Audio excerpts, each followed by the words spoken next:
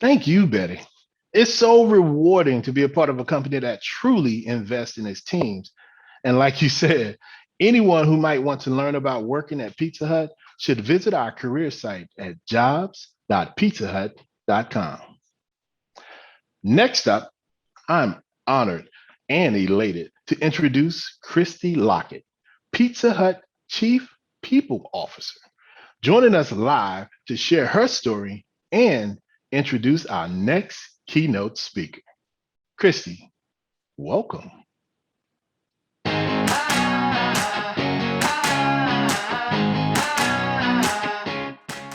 Thanks, Joe. Hi there, it's Christy Lockett, and I want to welcome everyone to this session. We are so excited for what's in store for you over the next bit. I'm the Chief People Officer here at Pizza Hut. I've been here for almost 2 years, and as importantly, I'm also a lifetime pizza lover. I want to tell you just a little bit more about me before I introduce our guest. And that is that I'm a bucket kid, like a lot of us that work at Pizza Hut. This is the way that I got my personal pan pizzas specifically. And I was fortunate enough that my grandmother lived just a few blocks away from the Pizza Hut in my little hometown here in Texas. And so she would take me for that pizza and a couple of quarters for the arcade games. My favorite was Miss Pac-Man. And we would make an evening of it. It was so much fun. And so I literally feel like I've known about this brand since the time that I could read because it was such a special place for us. And it's amazing. It's amazing to get to work with you and all the people in this brand. And I really enjoy my job every single day. So good to be with you. I'm so thrilled to be part of this session, and I cannot wait to introduce you to Michael Wiggy. So Michael, you want to say a quick hello there? It's so good to have you on. Hi, Christy. Thank you very much to be on. Very, very nice. I really appreciate to be here. Of course, of course. Well, Michael, let me tell those who are listening and watching a little bit about you before I hand over to you. We just couldn't be more excited. Your story is amazing. And folks, if you have a second to Google Michael, you'll be on for hours because there's just so much to his story, and it continues to grow from here with the many challenges that you have underway. So let me tell you a bit about Michael. Is an adventurer, he's a speaker, and he's an author. So he now has 3 books that he has written. The first one is called How to Travel the World for Free. I did it, and you can do it too. The second book is 50 States of Wiggy. And the third book is How to Barter for Paradise, My Journey Through 14 Countries, Trading Up from an Apple to a House in Hawaii. We have to hear more about this. He has had appearances on The Tonight Show, on The Today Show. He's got a very popular TED Talk out there, and so many more appearances. One of the stories that you're going to hear about today, and we're all looking forward to, is pillow fighting in San Francisco for $1. So Michael, you absolutely have to share more about this. And some of the key themes that I think certainly resonate with me and I expect will resonate with all of you is Michael has this great story about how this all started, working through fear when he was a young child, going to ring doorbells in his neighborhood to chat with people and to meet new people. So it's amazing how this all started and where your story has come now, Michael. 11 countries, 4 continents to achieve this childhood dream of being able to see Antarctica through this barter system. It's incredible. And the sense that I really get, Michael, from everything I know about you so far is this amazing resilience and tenacity, fighting through that fear, never giving up, all the creativity to do it is really, really inspiring. And the other part of that story that's really struck me is the beauty of the human spirit along the way to do so. So we couldn't be happier to have you.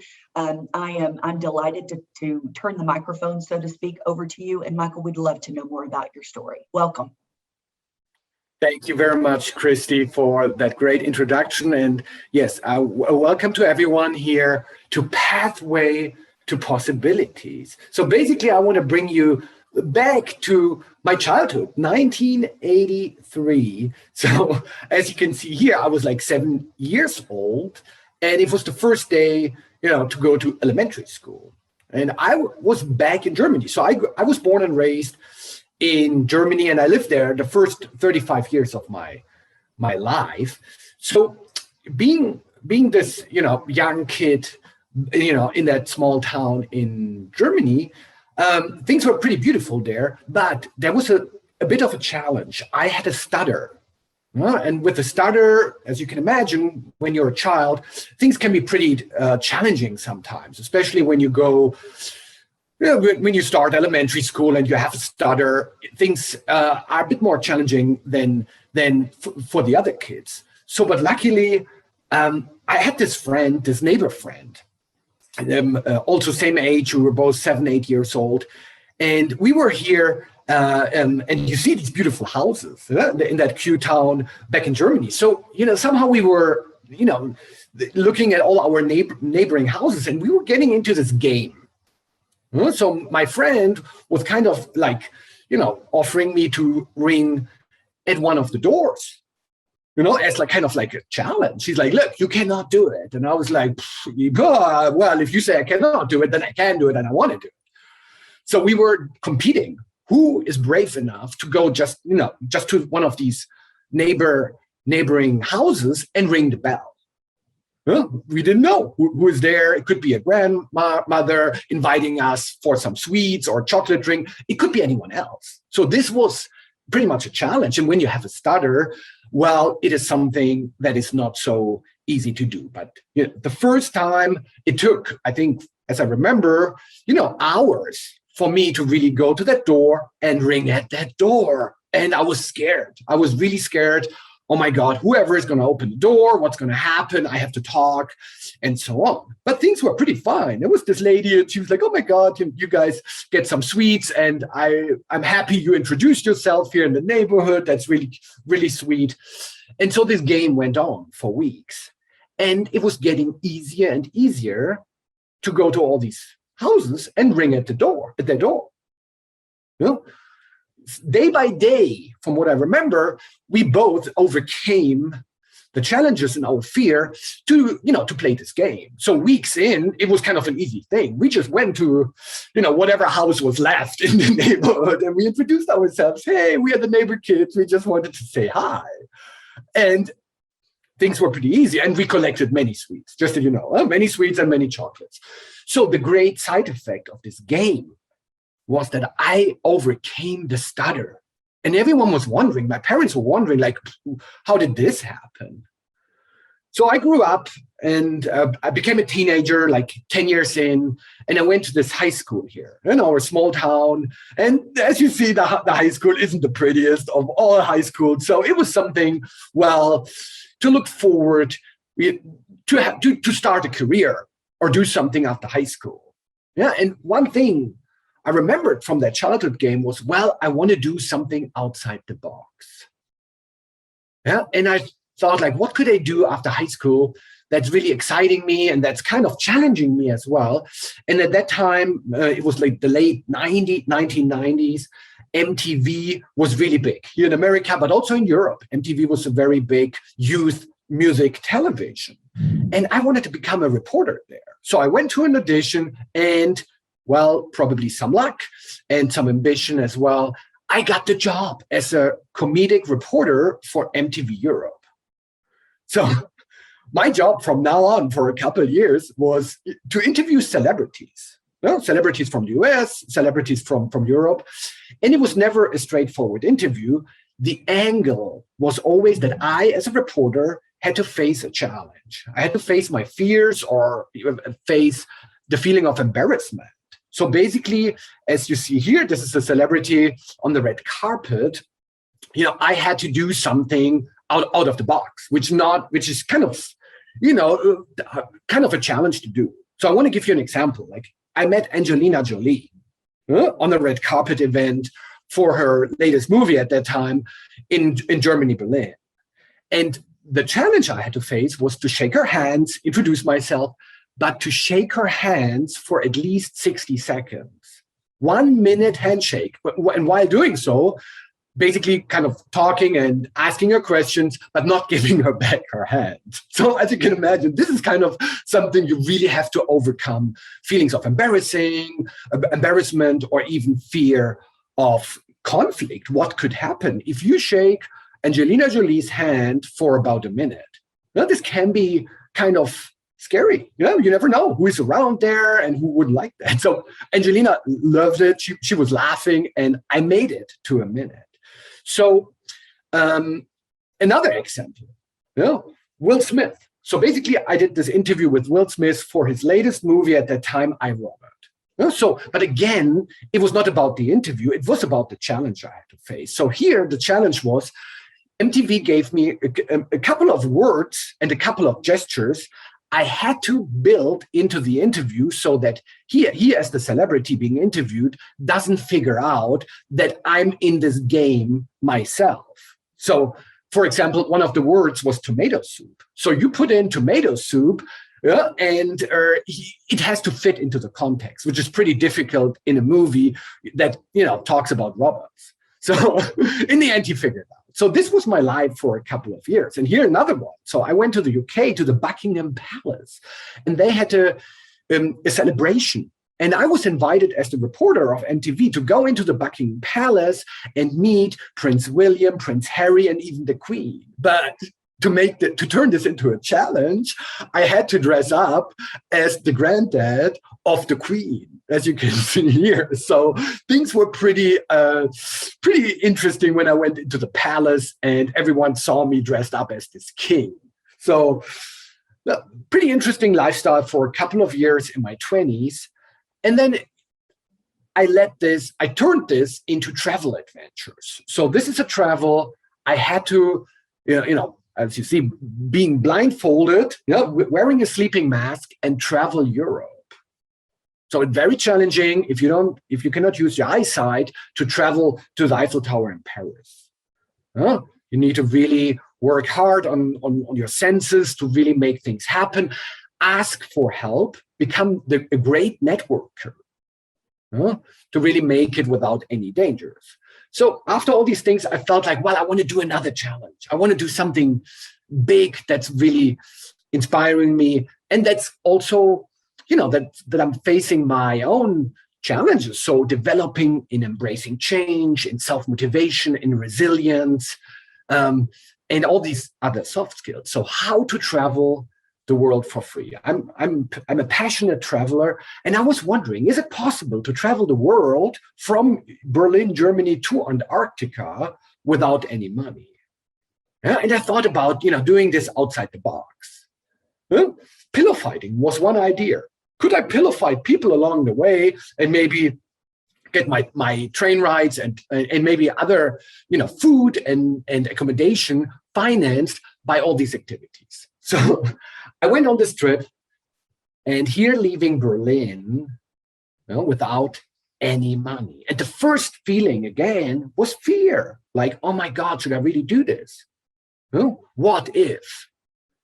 But I thought about all the possibilities. All the possibilities I had, and that also already made things happen in the past. So it was just something, if I have the right strategy, if I know my goal, I'm going to make it. So I was pretty self-confident. And so how do you do that? So traveling, hitchhiking is a very common, part of this trip. So out of the 25,000 miles I traveled without money, about 15,000 were hitchhiking. And it's always great. All these people you meet, and people are really helpful all over the world. People are helpful if you share your goals with other people. Well, be sure they are inspired by your goals and they want to be part of it. And so many people help me. So food, how did I get food? So as you see, this muffin, that was a bakery in Belgium. And I just approached the lady in the bakery, asking her or sharing with her, I'm traveling without money around the world. And she was like, wow, that's really interesting. And I asked for that muffin, what if there is a chance to get it for free? But at the same time, I asked her what I could do for her right here. So to have a barter deal. What are your needs? What is something that I could do for you here right now that makes you happy? And she said, well, tell me a joke. If the joke is funny, you're going to get the muffin. I told the joke was okay, and I got the muffin. And this is how I got food around the world. Some people said, well, if you can make a handstand here for 3 seconds, you're going to get that sandwich. Other people said, look, if you're going to get 3 customers into my restaurant, you're going to get dinner for free. If you can clean our kitchen, you're going to get food. So this was the strategy. Always asking people, what can I do for you so that you may do something for me? So traveling across the ocean, the Atlantic, was by working on a cargo ship. Working on a cargo ship for 12 days, going to Canada and getting the ride for free. And then from Canada, I went into the United States, and here I'm basically trying to hitchhike in Cleveland. And my goal was to go from Cleveland to Los Angeles, pretty much by hitchhiking. And things all of a sudden didn't work out. I asked some people over there, like, what's happening? Why are the cars not stopping? And people told me, look, the hitchhiking thing is not really popular anymore, and it's not really legal, so you cannot really do it in America. So failing. So first reaction was, oh my God, why didn't I research this? And I should have. And I was hard on myself. But then I realized, being hard on myself doesn't help here at all. Failure is never easy, but it's the greatest opportunity to learn. So what are my options instead of hitchhiking? And from which options, do I decide for my new goal? So different options I had. I chose to hike across the state of Ohio. You see, I had my tent, I had my backpack, I had food on me. So why not hiking? It was a great experience to hike for more than a week. And then after a little bit later, and many different things happened in between, I was at the Grand Canyon without any money. So already 8,000 miles from my home without any money. And I was in this amazing Grand Canyon for free. So going from there, it's not far to go to Las Vegas. So in Las Vegas, I thought like, maybe I have the opportunity to even get a plane ticket, but plane tickets do cost money. So I thought like, okay, let's just try a couple things to maybe have people, chip in dollars. So the first idea was the human sofa. In Las Vegas, many people walking up and down the boulevard. It's hot, it's 100 degrees, and there are no benches. There were no benches. If you go to Vegas, you're going to realize somehow they forgot to put up some benches. So the human sofa, me on the ground with a pillow on the back, was the best option for people to rest on my back for a minute or two and chip in $1. And this gentleman, $5. He took a photo for his family at home, and he could say, look, I just sat on the human sofa in Vegas. It worked out. Then a little bit later on in San Francisco, the human sofa wasn't really needed there. People hang out in the park and all these other things, but there was another challenge. In San Francisco, or San Francisco has these pretty steep hills.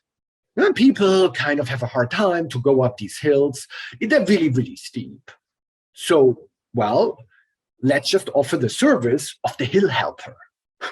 The hill helper helps people up the hill, by kind of pushing them up so that they don't really need to work so hard. And it brought in a couple dollars. But I was still looking for, the big kind of street stunt.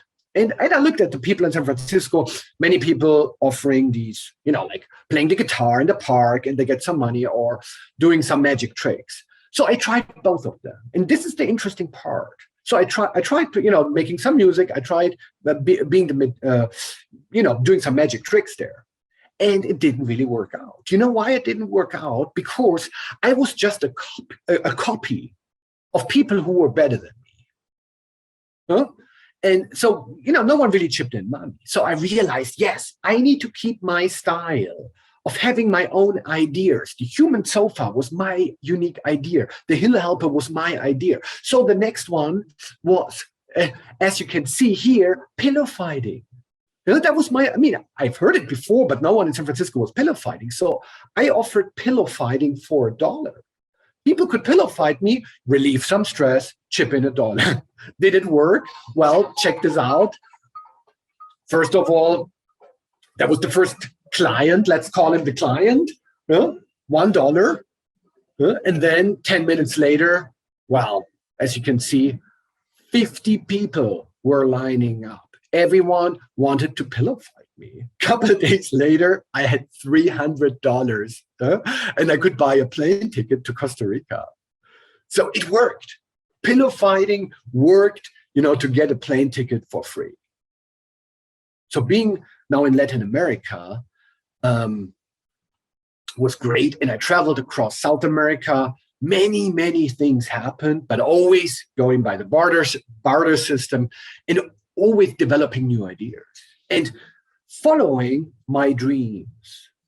I was so confident I want to achieve, reaching Antarctica, and I was passionate about it. So things happened, things fell in place, also because I shared my story with everyone. I networked and I shared the story. I want to go to Antarctica. Can we do a barter deal? And people helped me along the way. So going through the so-called Drake Passage on a tourist ship from South America was my final step. I worked there as the assistant of the expedition leader, going to Antarctica, and here was my final destination of this entire trip. After 25,000 miles, after 500 barter deals, after approaching probably more than 1,000 people, really nice people, I made it to Antarctica. And then later on, back in Germany at that time, I was, really happy that I've done it, that I left my comfort zone, and that I was, believing in myself and believing in the world pretty much that things like these can be achieved. So a year later, I felt like, well, maybe I could do a little bit more. And this was then the follow-up idea: trade up around the world, from an apple to a house in Hawaii. So basically, I thought, maybe I can push this whole thing a little bit further. If you just look back, first it was the childhood game, and then there was like all these challenges with the celebrities at MTV, and then there was the travel for free. And now it was about traveling the world again, but with the goal to border like a bitten apple for bigger and better into another item, the other item into a bigger item, to hopefully get a house in Hawaii after 200 days. That was my time limit. So going on this trip, as you start just with that apple in your hand, the beginning is pretty easy. The beginning is pretty easy. You just approach people.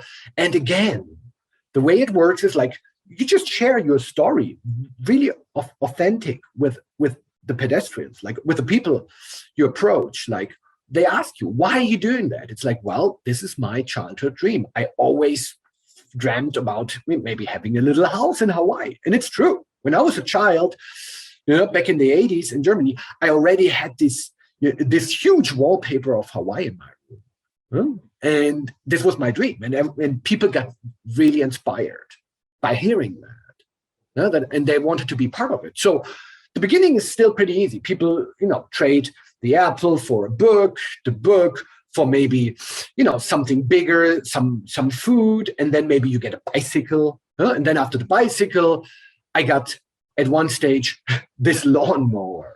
So it's kind of like this funny thing. It's like you can use it even as a little vehicle and travel from one town to another. But it's a lawnmower. So after a week, I thought, well, this is pretty successful. I mean, this has a way higher value than the apple. And people are interested in interacting with me here. So from Germany, I went to Switzerland and then to India. to India and Asia. So in total, I traveled 14 countries on that trip.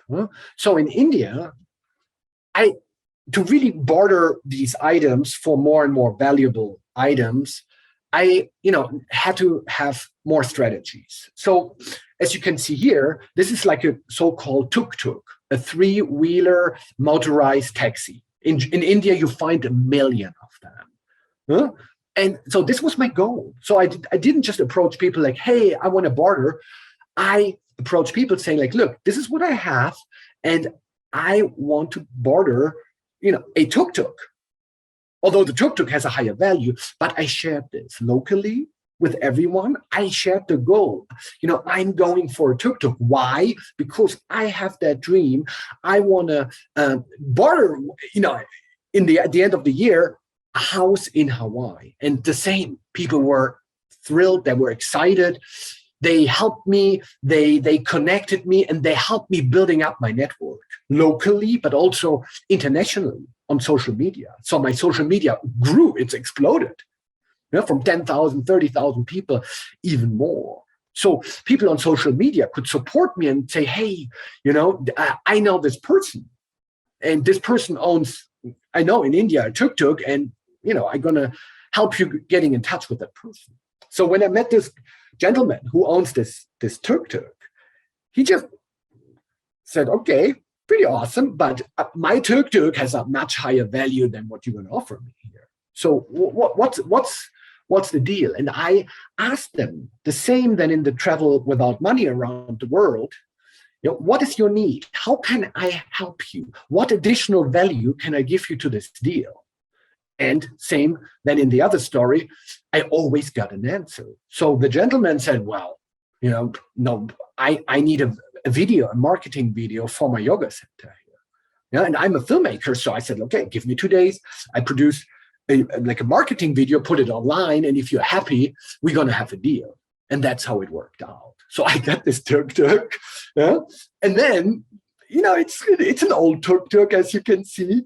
I thought there are 1 million tuk-tuks in India. Let's just make this tuk-tuk unique. And I turn it into this kind of, colorful piece. So people saw it. They were like, okay, never seen a tuk-tuk like this. This is definitely unique. So I met this person who's producing silk, like a silk producer. He loved that tuk-tuk. He's like, look, I've seen, so many tuk-tuks in my life, but that's definitely different. So doing this creative work on the tuk-tuk helped me to turn it into silk, very valuable silk. And silk in Australia has the 10-fold value than in India. So by going from India to Australia, the same item had a way higher value. And so in Northern Australia, in a town of Darwin, I met this gentleman. Through my network, social media network, they helped me contacting this man. So it was all about networking, connecting with people online and face-to-face, building relationships with people. This is a story. I realize it's teamwork. It's nothing I just do by myself.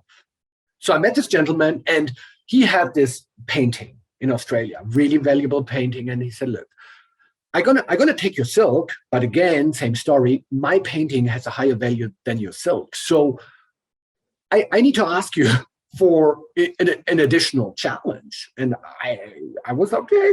I think I've faced some challenges already in my life, so I'm doing it. And here's something which I may do different in the future. I didn't ask him what kind of challenge, so I took a huge risk. And I think taking risks is important. If you want to achieve your goals and you're not willing to take any risk, probably achieving goals and embracing change will always be a challenge.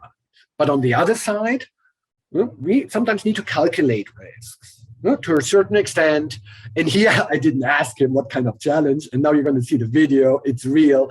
And I've done it once, and I'm not going to do it again.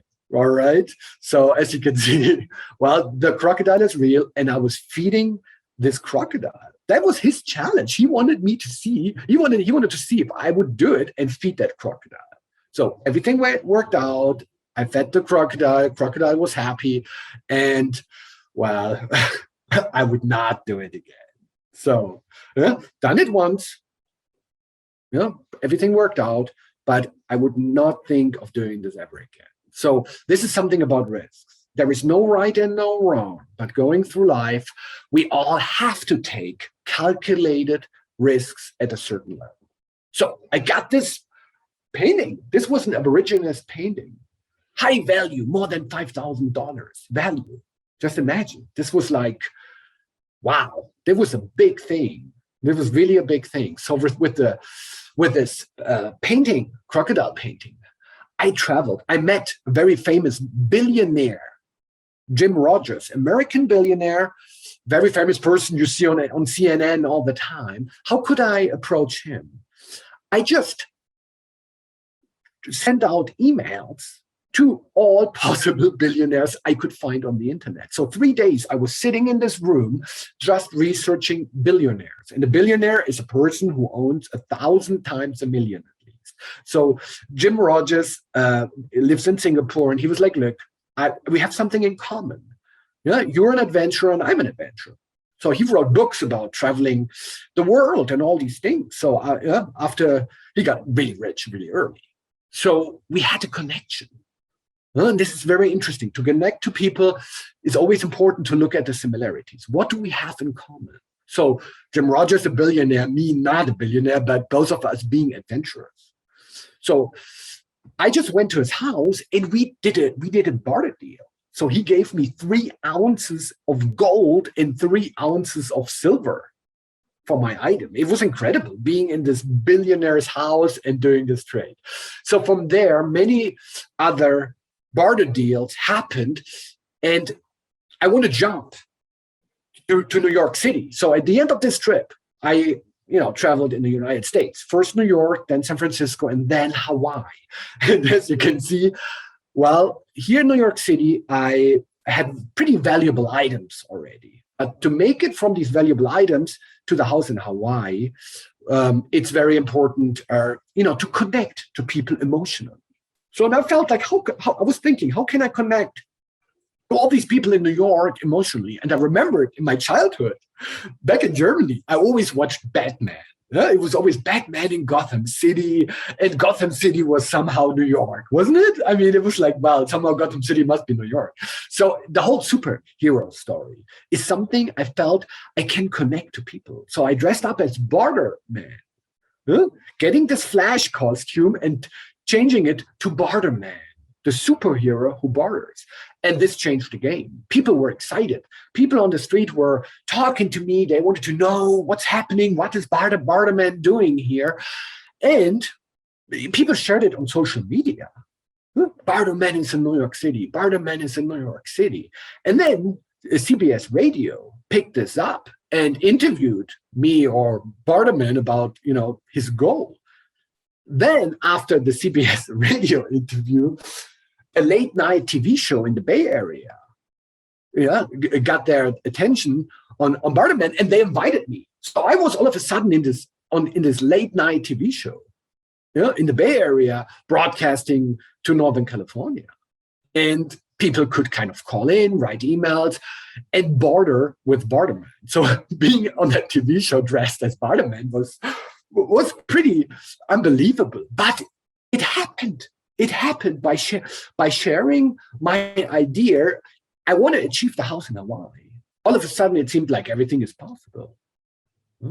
From here, and after many other barter deals, I went to Hawaii with 9 different items, valuable items, all of them together. And one of them was like this luxury watch, like an incredible value. I bartered as well. And then in Hawaii, so 9 items, I approached the newspaper, and the newspaper wrote an article on the title page in Hawaii, Barter Man seeks house. And then I got these offers. So here, high country, big island, property, 1/4 of an acre, A lot of trees on it still. So there was quite some work involved, but I got that property for 4 of my items. Quarter of an acre, and we went to the attorney, and it was on my name. It was my property in Hawaii. And then 5 items left. Some other people approached me, but the house was pretty tricky.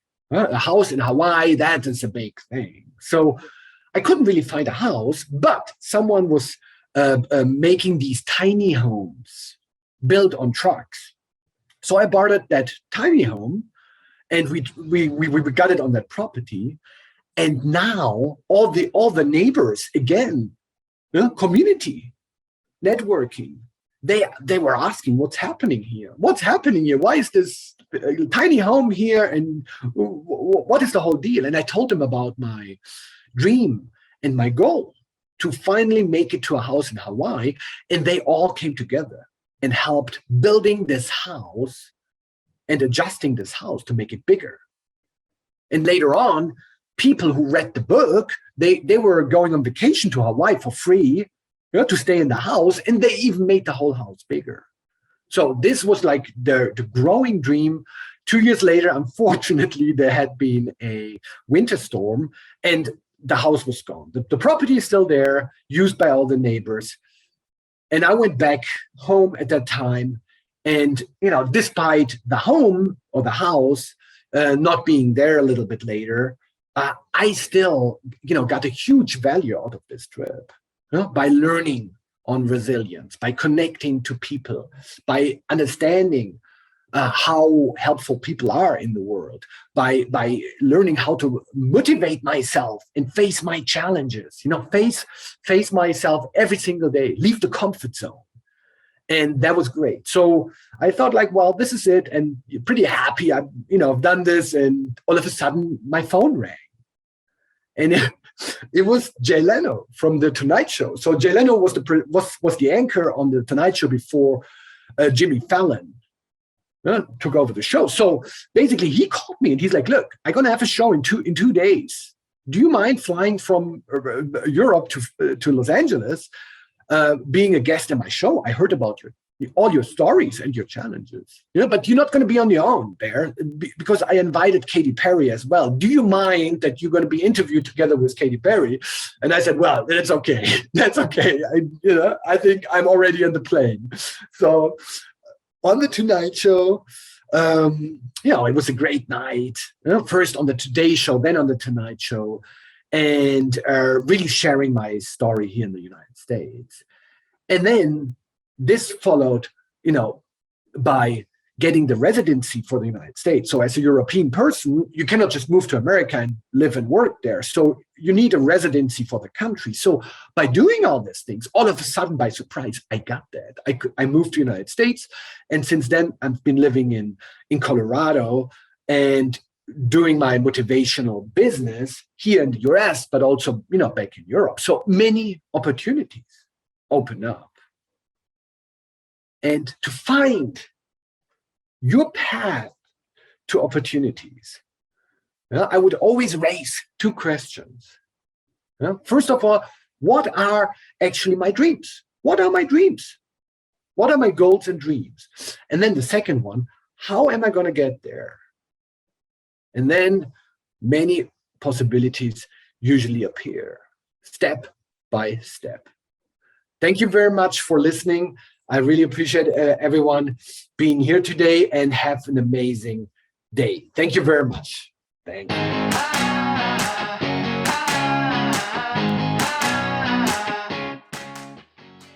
Thanks so much for joining us today, Michael. What a unique and inspiring story. As you can see, I've already started applying your principles. It just goes to show you that there are many paths to achieving your goals, but it starts with making the decision to push through fear and the importance of helping others along the way. Now, let's take another short break. Michael really touched on this concept of fear in his presentation and how pushing through fear helped him overcome and open up so many doors of opportunity. So my second question and challenge for you is, what could your future look like if you let go of just one fear? Think about it. We'll be right back.